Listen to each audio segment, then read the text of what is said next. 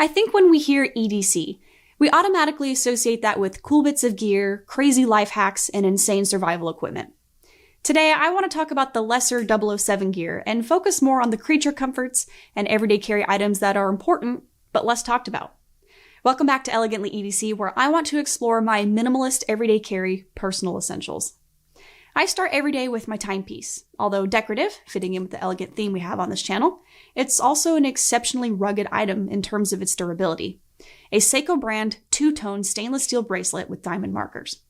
For those who are heavily invested in the watch and timepiece world, this is cheap to you, and for those who aren't familiar with the watch world, you might find this expensive. I like to think I have a foot in either camp. Getting a good, long-lasting timepiece is a wise investment, but there is an extent to how much I'll pay for one. That said, mine cost about $325, but I've had it for 8 years, and I've never had to make any repairs on it. It has survived Alaskan winters, surfing in the ocean, backpacking in Europe, hiking in Yosemite, rock climbing, and so many other adventures. And up close, you can see some wear and tear on the face of it and along the rim, but it has been, and probably will be, my favorite piece of EDC gear. This earns a spot on the EDC list for a few reasons. The stainless steel body means it can take a beating, and clearly it already has. The case is very protective with water resistance up to 100 meters or 330 feet according to Seiko.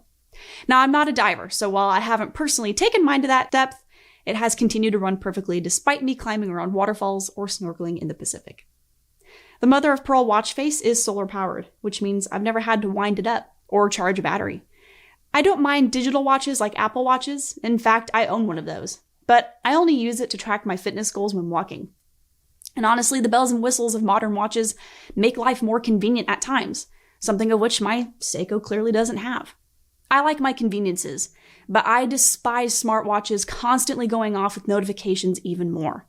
And I also don't like the idea of my smartwatch dying in the middle of the day, becoming nothing more than an overglorified bracelet. My analog quartz movement Hardlex crystal watch needs nothing more than a little bit of sunlight. And I've never had to take it off and leave it in the sun to charge. Whatever it picks up throughout my normal day is enough. I would encourage everyone who doesn't have a watch to consider investing in one. For some people, there is tremendous value in a $50 watch, and others the tremendously expensive $12,000 Omega Seamaster. Whatever your price range, an analog, straightforward watch should be a part of everyone's EDC DNA. The next thing that I always take with me wherever I go are my trusty sunglasses.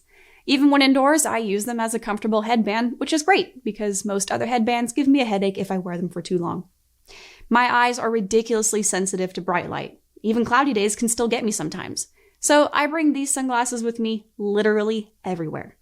To my knowledge, there is no set go-to brand for EDC sunglasses, partly because they've become so integrated in everyday society that we forget this is technically a piece of EDC gear.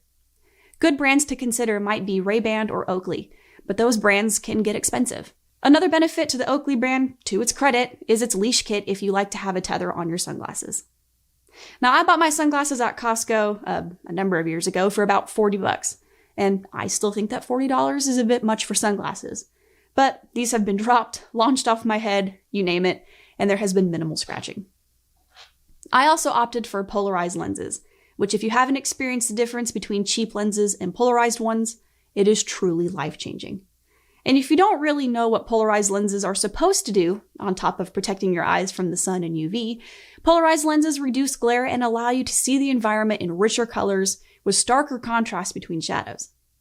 This feature isn't exclusive to those who fish, camp, or hike. I appreciate these lenses in public parks, fountains, and market squares. I'm not an optometrist, but for me, I feel like I don't have as much eye strain and I don't have to squint as much compared to non-polarized lenses. Mine are getting a little bit worse for wear now, so I would appreciate any recommendations in the comments below. Next, noise-canceling headphones, and I don't know how I lived without them. You can find some decent headphones for relatively cheap these days, and this is just one of those products that I do believe quality and price have a linear relationship. If you love to listen to music or audiobooks and appreciate getting the most out of really rich tones, get the nicer pair of headphones. Headphones in general are another one of those items that we don't consider to be everyday carry. But ask yourself, how often are you putting in AirPods or Bluetooth Samsungs, Bose, or Sony earpieces? From the office to coffee shops to exercising at the gym, it is an indisputable fact that headphones are an everyday carry item. I use the Sony Bluetooth wireless noise-canceling headphones, quite the mouthful, and their retail price is about $150. You can get white or black, but because I knew how often I would be using these, I opted for the black pair to hide any scuffs and just general wear and tear. Upon purchase, you also get a USB-C charging cable for your headphones, and according to Sony, you get about 35 hours of listening time in between charges. In my experience, especially for these past 6 months that I've had them, I have found this to be true. My old cheapy headphones only got about 10 hours, so the extended battery on these is much appreciated. Also found in the box, a standard headphone jack. But with computers and phones using ever-changing proprietary headphone jacks, I've only used this cord a few times when plugging it into my Bose speakers to edit these YouTube videos. Other perks include the integrated processor V1, and this goes back to my price and quality argument earlier. Supposedly, this piece of technology enhances noise cancellation, improves sound quality, and reduces distortion. And honestly, I've experienced it. It's just fantastic. If you need to switch between true noise canceling and ambient sound, the adaptive sound control button is a nice feature to pivot between these two modes. If I'm going to listen to music, I'll usually just leave it in the noise canceling mode. But the ambient noise has its benefits too, like listening for my coffee order in ambient mode and then switching back to noise canceling mode to work in a crowded cafe. They're lightweight, comfortable on my head and over my ears, and just top notch in terms of sound quality. I really, really like these. And I'm on the lookout for some less conspicuous earbuds if anyone has a particular model that they would recommend. Let me know in the comment section if you do. The last thing that always goes with me is some form of power bank. Depending on my needs, I will rotate out some of my different models. But for this video, I've chosen to talk about this one. This is the Anker Powercore, and I bought this a couple years ago for about $30 after tax. I use this one most often, mostly because of its flat shape and just the fact that it's lightweight. It's actually one of my few EDC items that fits in my pocket, and it's Anker. I mean, can't go wrong with that brand. I most often choose this one, mainly as a backup for my phone on the off chance I need a charger while I'm out.